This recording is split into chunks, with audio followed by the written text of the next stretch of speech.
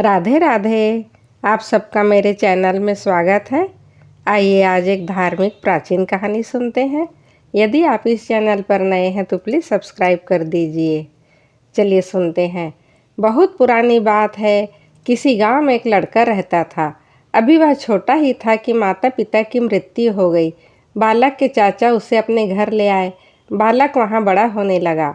अपने परिश्रम और अच्छे स्वभाव के कारण चाचा तो उसे प्यार करते थे, परंतु उसके मिलने वाले प्यार दुलार के कारण चाचा की बेटी मन ही मन उससे ईर्ष्या करने लगी। समय अपनी गति से चलता रहा। घर की आर्थिक स्थिति धीरे धीरे बिगड़ गई। कोई और चारा न देख उस लड़के ने अपने मित्र से बात की। मित्रों ने अनाज और अन्य साधनों से उसकी सहायता की। बालक के मित्र कठिनाई पड़ने पर उसकी सहायता करते रहते थे। परिस्थितियां ऐसी बनी, धीरे धीरे उनके परिवारों का कर्ज बढ़ता रहा। मित्रों के परिवारों से लिया कर्ज उस बालक को व्यथित करता था। एक दिन उस बालक ने अपने चाचा से बात की और कर्ज चुकाने के लिए क्या किया जाए इसके संबंध में विचार विमर्श किया। चाचा अपनी अस्वस्थता को घर के बुरे समय के लिए कारण मानते थे। इस कारण बालक की चिंता से बहुत परेशान हुए। बालक ने उन्हें सांत्वना दी और समझाया, परिवार पर जब कष्ट आता है तो उसे दूर करने की जिम्मेदारी घर के हर सदस्य की होती है। अब चाचा जी, मैं तो आपके अतिरिक्त किसी को अपना पिता नहीं मानता। अगर आप मुझे अपना मानते हैं तो अपने इस बेटे को बताइए कि मैं क्या करूं, घर की स्थिति सुधर जाए। बालक की बात सुनकर चाचा भाव विह्वल हो उठे और उसके सिर पर हाथ फेरकर बोले, अगर ज्वार की खेती करना संभव हो तो एक ही बार में कर्ज का बड़ा हिस्सा चुका सकते हैं।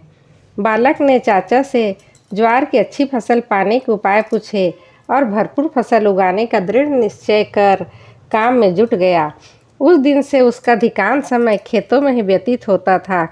ठंड, धूप, आंधी, पानी, रात दिन किसी की भी परवाह नहीं थी उसे। वह तो बस पूरी मेहनत करने में जुटा रहता था ताकि खेतों से जब वह ज्वार की फसल घर लाए तो अनाज का गोदाम इस तरह भर जाए कि चाचा अपने सारे कष्ट भूल जाए और सारा कर्ज चुकता हो जाए।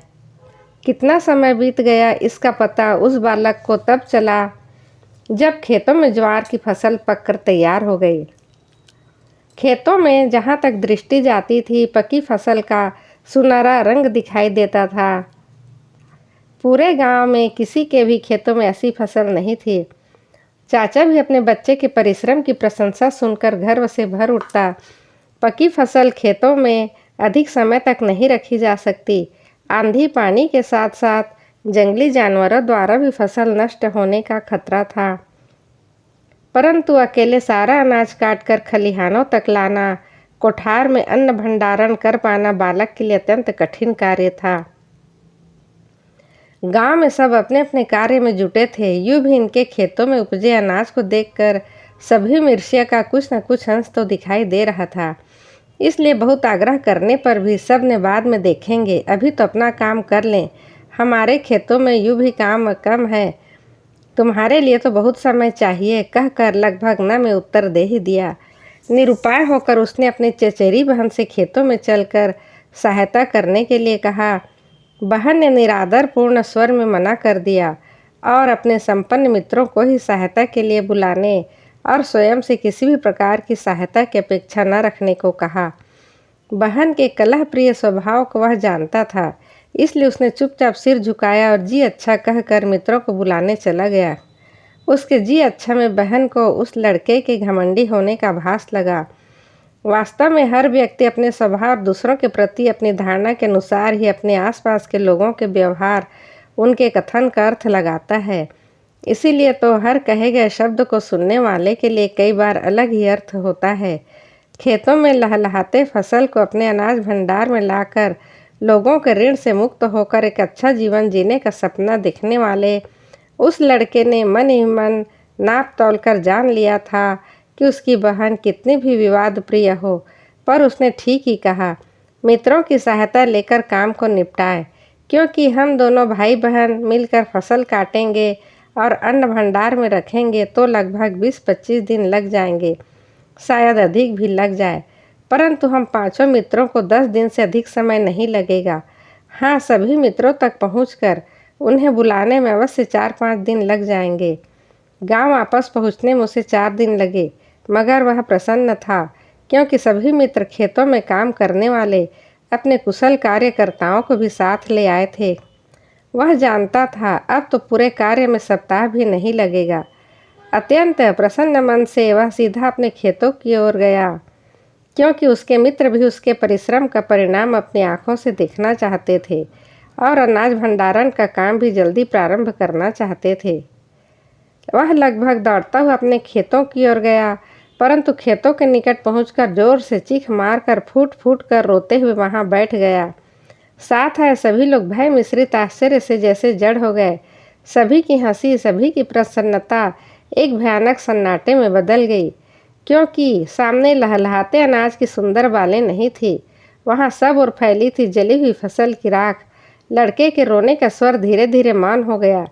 वह स्तब्ध सा फटी फटी आंखों से खेतों को देखते हुए राख को मुट्ठी में उठाकर अधजले दानों को अलग करने लगा। मित्रों ने उसे उठाया। सभी पास की चट्टान पर बैठे ही थे कि कुछ गांव वाले उनके पास आकर बोले, बेटा, तुम्हारे रोने की आवाज़ सुनकर हम इधर आए हैं। जो होना था सो हो गया, अब हिम्मत रखनी होगी, क्योंकि ईश्वर ने जाने तुम्हारे भाग्य में क्या लिखा है। कैसे रात दिन एक कर दिया था तुमने। इन खेतों में नए प्राण भरकर पूरे गांव में सबसे अच्छी फसल उगाई थी तुमने, पर इस आग ने सब कुछ भस्म कर दिया। मित्रों ने सहानुभूति प्रकट करते हुए अपने साथी को समझाया कि प्रकृति की शक्तियों के आगे हम सब बेबस हैं, इसलिए अब धीरज रखने के अतिरिक्त कोई चारा नहीं है। उनकी इस बात को सुनकर गांव का एक नवयुवक बोल पड़ा कि प्रकृति की शक्तियों के आगे हम जितने बेबस होते हैं, उतने ही बेबस दुष्ट स्वभाव के लोगों के आगे भी हो जाते हैं मेरे भाई। दुष्ट स्वभाव के लोगों के बारे में पूछने पर पता चला आग का कारण उसके चाचा की लड़की उसकी अपनी चचेरी बहन थी। पिता द्वारा चचेरे भाई को प्रतिदिन की जाने वाली प्रशंसा ने उसे इतना ईर्ष्यालु बना दिया कि क्रोध के उन्माद में उसने खड़ी लहलहाती फसल को आग लगा दी। बहन की दुष्कृत्य ने उसे स्तब्ध कर दिया। मर्मांतक पीड़ा के प्रभाव ने जैसे उसकी विचार शक्ति को उस चेतना शून्य कर दिया। रात के गहरे अंधकार में अचानक वह जागा और सबको सोता छोड़ बिना कुछ कहे चल पड़ा। उसके सुख दुख, थकान, भूख प्यास किसी का आभास ही नहीं था। वह चल रहा था। कहाँ जाना है, क्या करना है, कोई भी विचार उसके मन में नहीं था। बस वह तो चलता जा रहा था। चलते चलते एक ऊंची चोटी को पार कर अपने गांव से बहुत दूर निकल गया। पर्वत श्रृंखलाओं के उस पार एक गांव में 2 मित्र रहते थे, पफूखा और सीखा। दोनों मित्रों में पफूखा के 2 पुत्र और 1 पुत्री थी। सीखा की अपनी कोई संतान नहीं थी। वह और उसकी पत्नी फफूखा के बच्चों को ही अपनी संतान मानते थे। दोनों मित्र प्रत्येक कार्य में एक दूसरे का हाथ बटाते थे, सुख दुख में एक दूसरे का साथ देते थे। दोनों लकड़ी काटने के लिए जंगल में गए तो बातें करते हुए घने पेड़ों के बीच पहुंच गए। वहां दोनों मित्रों ने खाना खाया, फिर थोड़ी देर सुस्ताने के बाद दोबारा लकड़ी काटने में जुट गए। लकड़ी काटते काटते उन्होंने सुना कोई बहुत ही सुरीले स्वर में दर्द भरा गीत गा रहा है। घने जंगल में गीत के मीठे उदास स्वरों ने उन्हें बांध सा दिया था। दोनों मित्रों ने एक दूसरे की आंखों में देखा, फिर मौन स्वीकृति ले अपने अपने काम को वहां रोक कर उस सुरीली आवाज़ की ओर चल पड़े। लकड़ी के काटने की ठक ठक की ध्वनि के रुकते ही गीत के स्वर भी घने जंगल में गुम हो गए। दोनों मित्रों ने आसपास बहुत ढूंढा, पर कहीं भी कोई नहीं मिला। शाम हो गई। दोनों मित्र जंगल से वापस लौट आए। उस दिन के बाद वे दोनों मित्र जंगल के उसी भाग में लकड़ी काटने जाते। रोज उन्हें दर्द भरे सुरीले स्वर सुनाई देते, परंतु आवाज़ के स्रोत को वे नहीं खोज पाते थे, क्योंकि बड़ा अजीब सा संयोग था कि जब तक वे दोनों लकड़ी काटते रहते, गीत के स्वर भी पूरे जंगल में गूंजते, परंतु कार्य रुकते ही वे स्वर भी लुप्त हो जाते। लगभग 4 दिन इसी तरह बीत गए। 5वें दिन दोनों मित्रों ने आपस में सलाह की। उस दिन एक मित्र ने लकड़ियां काटना प्रारंभ किया। जब सुरीले गीत के स्वर वातावरण में गूंजने लगे, तब दूसरा मित्र चुपचाप उस गीत के गायक को खोजने निकल पड़ा। आखिरकार वह उस बड़े पेड़ के नीचे आकर खड़ा हुआ। उसने ऊपर देखा तो वहाँ किशोर बालक आंखें बंद किए पूरी तन्मयता से गाने में मगन था। बेटा नीचे आओ, कहते ही वह गीत रोककर चुपचाप नीचे आ गया। यह वही गांव का परिश्रमी बालक था जो अपने साथ घटी घटनाओं के कारण चेतना शून्य सा हो गया था।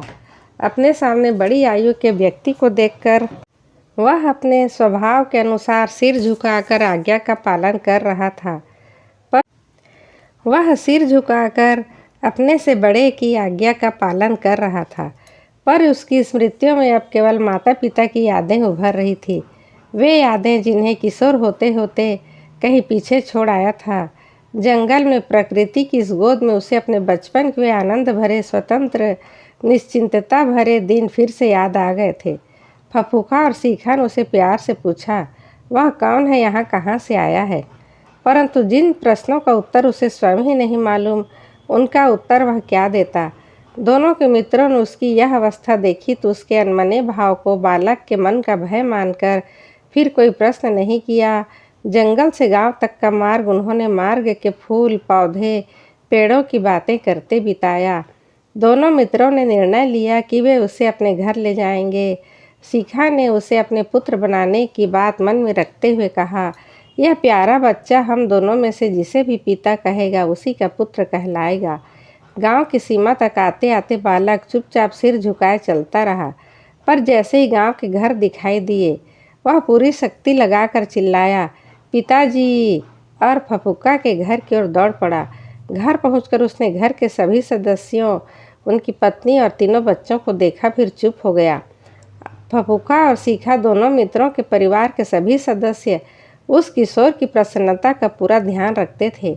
वह भी धीरे धीरे घर के कामों में हाथ बटाने लगा था, परंतु न तो हंसता न ही कुछ बोलता था। दोनों मित्रों ने अगर जंगल में उसके मधुर गीत न सुना होता तो उसे गूंगा ही समझते, पर वे दोनों जानते थे कि बालक बोल सकता है। घर की स्त्रियों के प्रति उसका व्यवहार, विशेषतः फफूका की बेटी के प्रति जैसा भय मिश्रित था, उससे फफूका को अनुमान हो गया कि इस बालक के साथ कुछ ऐसा घटा है जिसका आघात उसके बाल मन के लिए असहनीय था, अतः इसे सहज होने में समय लगेगा। दोनों मित्र बच्चों के लिए खिलौने, खाने की चीज़ें, नए वस्त्र लाते तो इसे भी देते।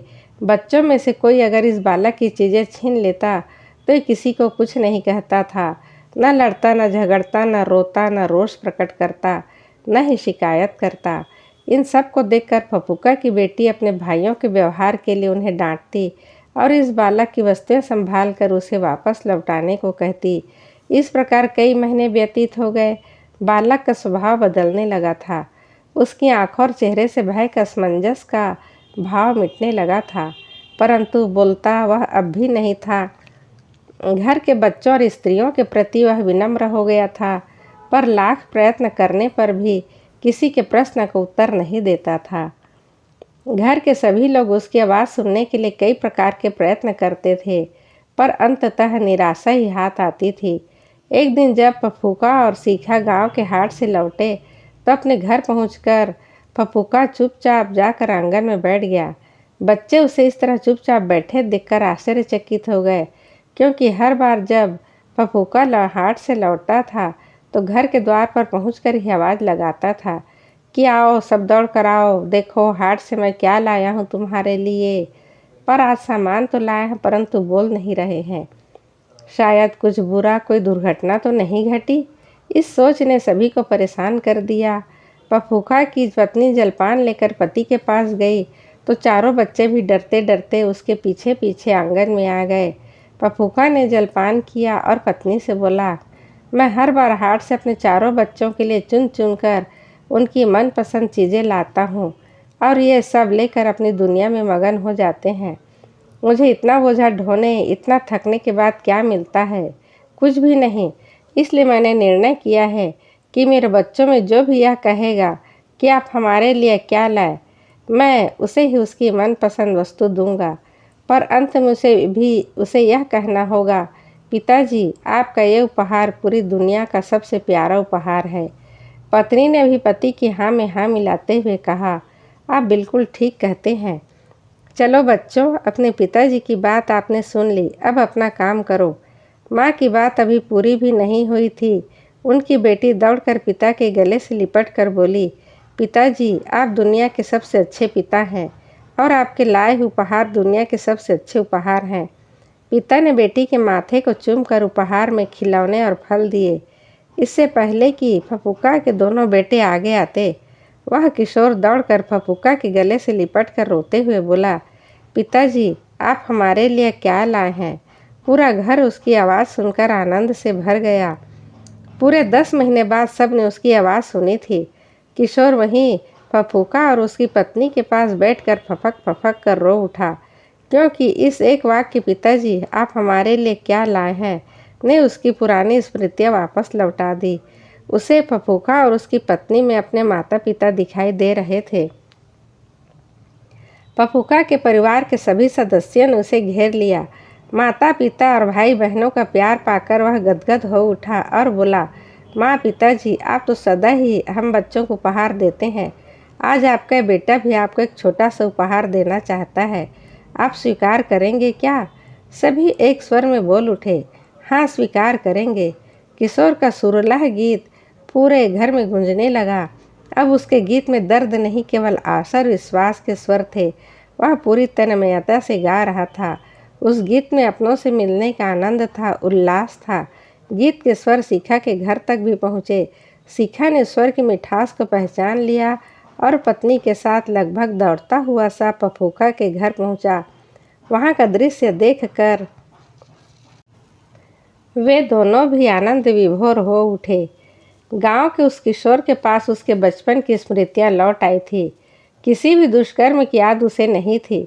सारी बुरी बातें पर्वत श्रृंखलाओं के दूसरी और कहीं पीछे छूट चुकी थी।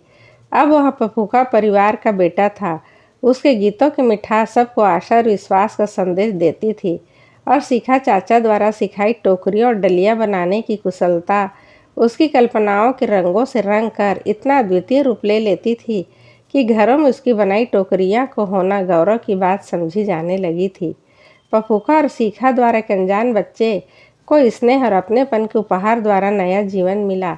ऐसा जीवन जिसने दो परिवारों को नहीं, पूरे समाज को अपने गुणों की मधुर सुगंध के पावन उपहारों से भर दिया।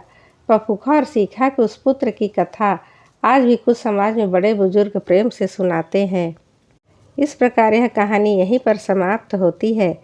यदि आप इस चैनल पर नए हैं तो प्लीज़ सब्सक्राइब कर दीजिए। आपका दिन शुभ हो, मंगलमय हो। आप सदा हंसते रहें, मुस्कुराते रहें। भगवान की कृपा आप पर सदा बनी रहे। राधे राधे। धन्यवाद।